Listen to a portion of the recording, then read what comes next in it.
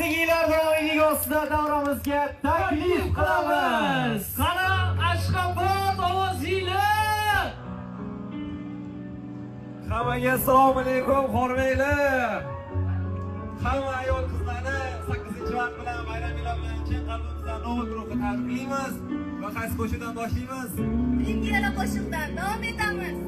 Qani bo'lsam ketdik. Eslab qol dedim, eslab qololmading. Senga dil bergan edim, nega meni aldading? Ko'zlarimdagi muhabbatimni bilmading. Senga dil bergan edim, nega meni aldading?